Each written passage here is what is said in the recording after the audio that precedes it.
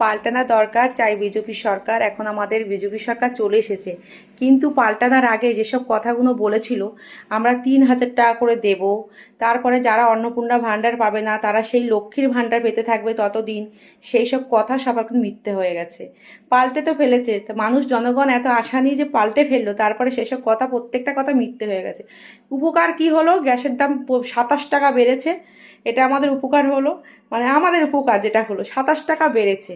তারপরে আমরা অন্নপূর্ণা ভাণ্ডার করবো বলে 42 টাকা করে জেরেস করেছি। জেরেস করার পরে বললো অনলাইন করতে হবে, আমরা আবার 100 টাকা, কেউ 200 টাকা, কেউ 250 টাকা দিয়েও অনলাইন করা হয়েছে। মিনিমাম 200 টাকা করে অনলাইন করছে, সেও গেল। মানে এদিকে দুদিকেই ভুয়া। আর 100%-এর মধ্যে 10% মানুষ অন্নপূর্ণা ভাণ্ডার পেয়েছে, আর 90% মানুষ পায়নি। দিনের পর দিন হেনস্থ হচ্ছে, আজকের এই দাও, কালকে ওই দাও, কালকে এই দাও, দিতেই আছে মানুষ। কিছু তার উপকার কাদের হয়েছে? যারা চুরি ছেঁচড়ামি করতো, তারা সুরসুর করে, মানে যা ছোটোখাটো নেতা ছিল তারা হলো মানে 100 কোটি 200 কোটি তারাই জেলে যাচ্ছে, ডিম ছুঁড়ে ছুঁড়ে তাদেরকে মারা হচ্ছে। তাতে আমাদের আবার উপকার কি হলো? ডিমের দাম বেড়ে গেছে। আবার একটা উপকার হলো আমাদের বিজেপি সরকার আসার পরে। হ্যাঁ, আমরা গর্বসই একটা জিনিস বলতে পারি, আমরা হয়তো মুসলিমের হাত থেকে বেঁচেছি, কিন্তু আমাদের আর যে যে উপকার সেগুলো তোমাদেরকে আমি জানাচ্ছি। আর একটা কথা যেটা হচ্ছে, সেটা যার বড় বড় নেতা যারা 500 কোটি 1000 কোটি, তারা হচ্ছে সুরসুর করে আবার বিজেপিতে ঢুকে যাচ্ছে। আচ্ছা, এটা কেন বোঝে না? যারা চুরি করেছে তারাই আবার বিজেপিতে এন্ট্রি পাচ্ছে। জনতা, যারা সাধারণ জনগণ, যাদেরকে ত্যাগ করে যে বিজেপিকে এনেছে এত ভরসা করে, সেই বিজেপিতে তারাই আবার, সেই যারা চোর তারাই ঢুকছে।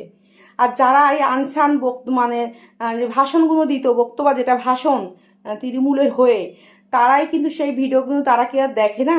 এত আনচান বিজেপির নামে এত নোংরা নোংরা কথা বলার পরে সেই বিজেপিতে ঢুকছে। আর এই যে আমাদের মাননীয় কি তাদের এই ভাষণগুলো কি দেখেনি? এত নোংরা নোংরা যে বিজেপিকে এত গালাগালি, এত নোংরা নোংরা কথা বলতো, তারাই আবার সুরসুর করে ভালো মানুষ হয়ে ঢুকে যাচ্ছে। এটাই হলো পাল্টেছে, আর কিচ্ছু পাল্টায়নি। চোররাই চাষ পাচ্ছে, আর সাধারণ জনগণ যত আশা করে দিয়েছিল জিনিসের দাম কমবে, আমাদের 3,000 টাকা করে দেবে, মানে 3,000 তো দূরের কথা, 1,500ও তো গেল। আর জিনিসের দাম তো না, গ্যাসের দাম বেড়ে গেছে, ডিমের দাম বেড়ে গেছে। এই জেরেস করতে করতে টাকা চলে যাচ্ছে, অনলাইন করতে করতে 200 টাকা চলে যাচ্ছে। আমাদের এইটা উপকার হলো। যাই, এভাবে 5 বছর হয়তো কেটে যাবে। চলো। ও বা শুভনদেব বাবু অফিসিয়ালি একটা লিডার অফ দ্য অপোজিশনের ডিমান্ড করেছিল বা অনারেবল স্পিকারের কাছে চিঠি দিয়েছিল। সেই চিঠির নিয়েই আজকে বিতর্ক, যেটা চিঠির কে অরিজিনাল সই করেছে, কে ডুপ্লিকেট সই করেছে, কে জাল সই করেছে, এই চিঠি নিয়ে যখন গোটা রাজ্য বিধানসভায় উত্থাল বা সাধারণ মানুষও এটা নিয়ে চর্চায়, এটা একটা বিভ্রান্তিকর পরিস্থিতির মধ্যে আমাদের অষ্টাদশ বিধানসভার নবনির্বাচিত স্পিকার সাহেব অফিসিয়ালি একটা এলওপি তাদের 58 জনের বা 60 জনের সই করা যে কাগজ জমা দিয়েছিলেন, সঙ্গে সঙ্গেই সেটাকে অনারেবল স্পিকার তাদের সিলমোহর দিয়েছে বা অফিসিয়ালি লিডার অফ দ্য অপোজিশনের চেয়ার তাদেরকে দিয়ে দিয়েছে। তো সেক্ষেত্রে আর যারা বিরোধী, আমি 2টো সিট জিতেছিলাম, একটা রিজাইন করেছি আমি একা, আমাকেও বিরোধী হিসাবে স্বীকৃতি দেওয়া হয়েছে। এবং নওশাদ, সেও 21-এর বিধানসভায় বিরোধী হিসাবে ছিল, সেখানে আজকেও তিনি আছেন। তো আমরা দেখতে পাচ্ছি যে বর্তমান অফিসিয়ালি বিরোধী তাদেরকেও চিঠি দিয়েছে, আমাদেরকেও চিঠি দিয়েছে সর্বদলীয় মিটিংয়ে এবং বিএ কমিটিতে, দুটোতেই। তো সেক্ষেত্রে ওনারা আগে যেমন লোকসভাতে আপনারা দেখলেন যে প্রায় 20 থেকে 22 জন সংসদীয় সিনিয়র মোস্ট নেতা সুদীপ বন্দ্যোপাধ্যায় মমতা বন্দ্যোপাধ্যায়ের স্নেহধন্য হয়ে তিনি কলকাতায়, উত্তর কলকাতার বারবার এমপি হয়ে তিনি দলনেতা ছিলেন, এবং যখন তাকে অ্যারেস্ট করে ভুবনেশ্বরে নিয়ে যাওয়া হয়েছিল তখনও নেত্রী তাকে সেই দলনেতার পদ থেকে সরাননি। তিনার মতো ব্যক্তি আজকে একটা অনামী দল যে দলের কোনো মাথা মুন্ডু কিছুই নাই, ত্রিপুরার লোকও জানে না, আবার বাংলার লোকও কোনোদিন নাম শুনেনি।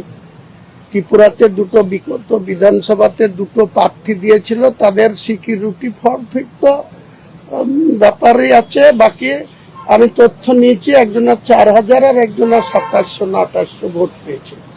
সেই দলেরা তাবড় সব বিশেষজ্ঞ, সব মেম্বার অফ পার্লামেন্ট, এত অভিজ্ঞশালী, তারা গিয়ে যোগদান করেছে।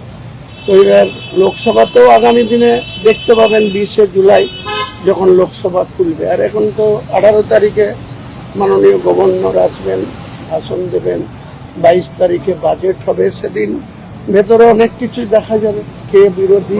সুদীপ বন্দ্যোপাধ্যায় তৃণমূল ছেড়ে এনসিপিআই যোগ দিলেন, এটা তো দলের বড় ক্ষতি। সুদীপ বাবু তো একটা বড় নেতা, এই মুহূর্তে সুদীপ বাবুর গলায় দড়ি দিয়ে ঝুলা উচিত। কারণ আমি বলবো, ওনার যদি ন্যূনতম সামান্যতম কৃতজ্ঞতা বোধ থাকতো, তাহলে মমতা ব্যানার্জির দল ছেড়ে এই 80 বছর বয়সে কিসের লোভে কিসের লালসায় তিনি মমতা ব্যানার্জির দল ছেড়ে আবার একটা অনামী দল, যে দলকে কেউ চেনে না জানে না, সেই দলের লিডারশিপ করতে যাচ্ছি। শুনছি নাকি আবার আগামী দিনে এনডিএ কে সমর্থন করবে। এক পা গঙ্গায় আর এক পায়ে ডাঙ্গায়, সে আবার কেন্দ্রের মন্ত্রী হবে। ওর থেকে ওকে বট গাছ দেখে গলায় দড়ি দেওয়া উচিত। আপনি তো দীর্ঘদিন ধরে চেনেন। হ্যাঁ, আমাদের বহরমপুরে আমাদের দাদাদের ক্লাসমেট ছিল, আমার বড়দার ক্লাসমেট ছিল। ও কি করতো জানেন তো, বাড়ি থেকে বেরিয়ে কলেজে আসতো, কলেজে গেজাতো, ছাত্র রাজনীতি করতো। ওই করতে করতে যার একটু চকচকে সাইকেল দেখতো, তখনকার দিনে একটা সাইকেলের দাম ছিল 50 টাকা। তো এদিক ওদিক দেখে লোকজন না থাকলে পরের সাইকেল, আর তখনকার দিনে সাইকেলের এত লক থাকতো না, তালা থাকতো না, ও পরের সাইকেলে চেপে চলে যেত। যদি সাইকেল হলে বলতো, এই সুদীপ কেন আমার সাইকেলে যেত, বলে এই চায়ের দোকানে একটু কাজ আছে, ঘুরে এসে দিচ্ছে। আর যদি সে না দেখতো, তাহলে ওই সাইকেলটা গিয়ে 30 টাকায় বিক্রি করে দিত। এর জন্য অফিসিয়ালি সুদীপ বন্দ্যোপাধ্যায়ের মুর্শিদাবাদে একটা নাম আছে, সুদীপ বন্দ্যোপাধ্যায় সাইকেল চোর। এটা আমি আপনাকে জোরের সাথে বলছি, ওর যদি হিম্মত থাকে তাহলে মুর্শিদাবাদের মাটিতে গিয়ে আমার বিরুদ্ধে বলবে, আর আমি প্রমাণ করে দেব। কারণ যাদের সাইকেল চুরি করেছে তারা অধিকাংশ, ওর বয়স 80 হয়ে গেছে, তাদেরও সেই সময় 80 হয়ে গেছে, কেউ পৃথিবী ছেড়ে চলে গেছে, কেউ আছে, তাদের তো ছেলে বা নাতি নাতনিরা আছে, তাদেরকে বলবে যে আমার দাদুর সাইকেল চুরি করেছে। সুদীপ বাবু দাদু মানে সাইকেল চুরি করছে। বললাম তো আপনাকে, অফিসিয়ালি মুর্শিদাবাদ জেলার বহরমপুর শহরের যত মানুষ বাস করে তার মধ্যে আজকে